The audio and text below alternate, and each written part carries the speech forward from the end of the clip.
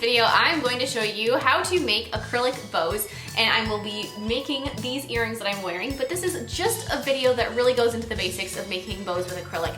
I do have a live class that goes in depth on making all sorts of bows with both gel and acrylic, so if you want to see some more different methods, definitely check that out. I'll put a link to it below. But otherwise, this video not only shows you how to make the bows, but how to make them exactly the same size, time and time again, in case you want to be able to replicate something specifically in the case of making a set of earrings where you want them to match from side to side. I hope you find some helpful tricks in this, and I will see you all next time. Bye! Grab a piece of scratch paper and a nice bold pen and draw a line that is the width of the bow that you want from side to side, the whole thing. And then draw a line in the middle of it that is the size you want the edges of the bow, the thickest portion of the loops. Create a nice sloped line connecting all points of this with a little extra thickness on the end. So nice big oval. After you have this done, that's going to be your base for each loop. So just kind of, round it out, fix it if you need to. I'm going to make two of these, a bigger one and a smaller one, because for my earrings, I want to have two sets of bows. So I want a large one and then a small one. If you do this and you want to have examples for clients of bow sizes, then you know that if they say, oh, I like this one, that's the one that would fit on my nail the best, you can make a bow that's exactly that size for them. Then after you have both of these done, they look like little footballs, grab your color of acrylic and fill in and make a shape that is exactly the size of one of those little templates. So after you have this kind of set up and you've got it all flattened out, if you've never made an acrylic bow before, you want to use nice thin acrylic to pad it out so that it's not too thick, it's not too clunky. Kind of round it out, get it as close to that shape that is on the template underneath it as you possibly can, and then wait for it to turn matte in color. The sheen will go away. It'll get less shiny. It'll really just kind of dull down. So just stare at it. You have to watch for it. You can't get distracted or start doing something else. This is one of those times where you have to pay attention.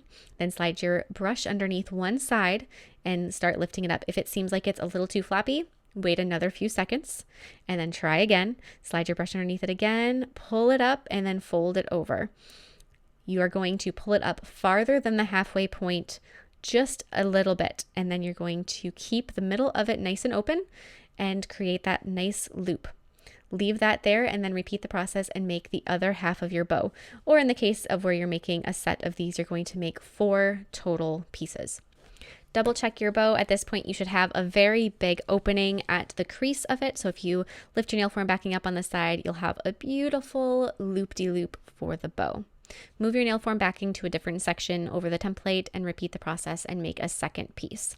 When you're making your second one, it always seems like it's the scary part, especially if you do not use that little drawing that's underneath it, because it's hard to know exactly if it's the same size, and you can't just hold the other piece up and say, yep, this will make it the same size, because you aren't, it's a folded over piece versus a flat piece. So using that template is revolutionary. And because of the way that they're made, you can even measure it. You can say, I want a 1/2 inch bow or a 1 centimeter bow, or you can hold your nail up and draw the line to be exactly the size that would fit on your finger. After you have 2 or more pieces done, put them together. And if you want, you can have the template underneath to make sure that it's the right width. But I know just from experience that this is going to be the perfect size for my bow. And then I'm going to attach the 2 sides together with a smidge of acrylic. And for this one, I'm going to place some crystals into that acrylic. So I've got the first one in the center. I'm going to press that into the wet bead and then hold that, adjust my bow angle a little bit. I like it when the sides of my bow tip down just slightly. Going to place another bead of the pink acrylic underneath, grab a smaller crystal and press that into the bottom area. And then I'm going to grab a little bit of that runaway acrylic from underneath and shove it underneath the bow. And then I'll flip this around, and I'm going to add a smidge of the pink acrylic to the top of the crystal. So I'm going to add that and then add 1 more of those small crystals to the top. So I have small, big, small. Leave that to cure. Kind of tuck those in again if I have to, if a little bit of the acrylic flows. And now to make the smaller bows, it's the exact same process. Instead of using the light pink though, this time I'm going to use a hot pink acrylic, which is one of my absolute favorite colors that I've ever seen in my life. It is gorgeous. And I'm going to kind of bring it in. Same thing, follow your template size. It doesn't seem like it would work out this perfectly, but you'll see in the end when I compare the finished bows to the original drawing that they really are spot on. So it's just a little reassurance. It's like having a security blanket. going to do the same process, fold this up and over. I would like to just mention though that even within the same brand, different acrylic powders may possibly act a little differently. So if you have to watch them all closely. You can't just assume it's going to be exactly the same no matter what, and keep your eye on them so that they do work how you think they will. I'm going to attach these two sides of the bow together with a little bit of the same color acrylic, the pink, but then to show you a different way to connect the pieces together for a different style, I'm going to make a little ribbon to the side, nice long rectangle that will be folded up and around the center of the bow. Kind of pat that from side to side, make a nice long strip. Don't make it super thin. You want it to have a little bit more of a puff to the middle, if that makes sense. And then after, it has same process, slightly turned mat where you can pick it up.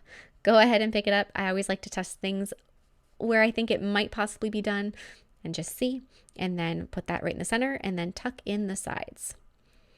Same situation, leave that on the nail form backing. Once they're cured and you can compare them, if you see, it is exactly the width. The widest part of my bow fits perfectly. It is the height, it's exactly the size. Same thing with the little one.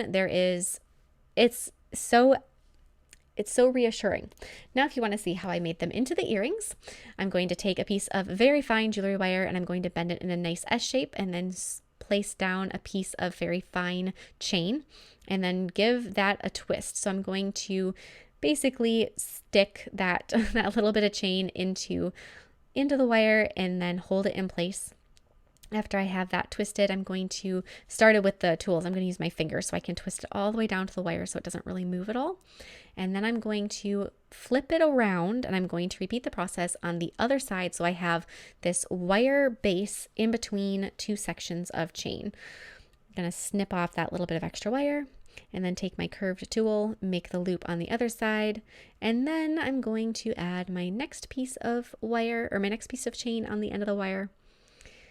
This technique is something that it's really good to know how to make this type of a shape with wire because it can be very beneficial in different things that are specifically nail related if you do crazy 4D movable designs like I do. I'm going to hold that chain so it's nice and centered in the loop with my tool, and then I'm going to cut off the extra wire. You really don't need much for this, just a little end so that you can wrap it around. Pinch that a little bit and then grab that piece of wire and wrap it. I highly recommend using some tools for this. Fingers just aren't the thing for the majority, and you'll end up cutting yourself with the little end wire if you aren't careful. So use some tools. Along the same lines, on one of the ends of the chain, I'm going to, with a really small piece, it's actually one of my scrap pieces of wire, I'm going to string that through and then I'm going to twist it. The wire or the chain itself doesn't stick very well to the acrylic. It's very bendy. It's hard to get it attached, but these little wire loops that I have been showing you work very, very well with acrylic. So it's a great thing to make those as a base for attaching everything together. I'm going to place a little bit of clear acrylic on the head of an earring post and then grab the wire end that doesn't have a chain on each side but is just the wire end to one side of the chain. Press that into the clear acrylic. This is going to be underneath the larger of the pink bows. After that's down, add more clear acrylic on the top and then grab your pink bow and place that there and hold it in place until it seems like it grabs.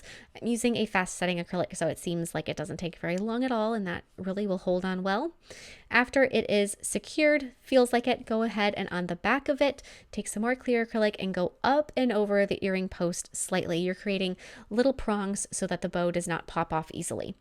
Then, holding this nice and taut, you're going to grab your pink bow, or the second bow, the brighter pink, and attach it to that area in the middle where there is the flat spot of wire between the two chains. Hold that bow in place until the acrylic seems like it's stuck again. Hopefully it's not too long, depending on how fast your acrylic likes to set. It may take more or less time. Once it feels like that clear acrylic is pretty well stuck down, flip this bow to the other side because these earrings will be viewed from front and back. You want it to look finished from all sides. Grab more of the pink acrylic and float it up and over the top of the wire so that it attaches down to the loops of the bow on either side. Kind of brush it out so it's a smooth transition. And now that one is attached and we can make the final piece of this earring set, which is going to be a little bead dangly thing. Grab another piece of the fine wire and your rounded tweezer plier things. Make a U-shaped loop on one side of it. Grab a small bead. I'm using burgundy beads and I'm going to string that down into the bottom of that U shape. And then once it's in the middle, I'm going to hold it with my nails, which I don't usually recommend. Nails are tools, not jewels. Sometimes I break my own rules. And I'm going to twist that. I should put that on a sign. Nails are tools, not jewels. Yeah. Okay, that's awesome. Sorry. Totally just gave myself a laugh.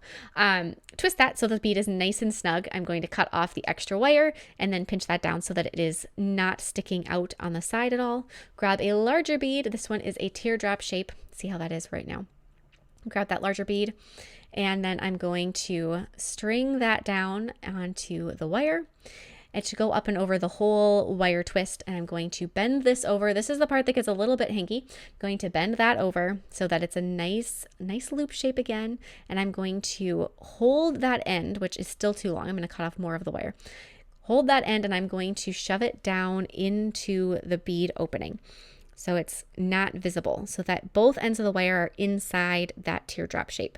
So just push it in, and then after you can get it kind of tucked up and in, start just trying to like rotate the wire loop in so that you get more and more of the wire inside the bead. Once you have a lot of the wire inside the bead, hold on to the bottom bead and the top loop and twist. The more you twist, the tighter this will get, and it'll get nice and snug. By holding onto the bottom bead that's stuck in the wire, it's twisting the whole wire all the way up, and you'll get a nice little tight winding.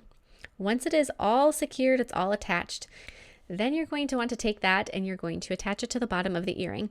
I found that I had too much chain after my brighter pink bow, so I'm going to count how many rings I have and then cut off the remaining ones. That way I can make sure that they're the same length from earring to earring, everything symmetry all the way across.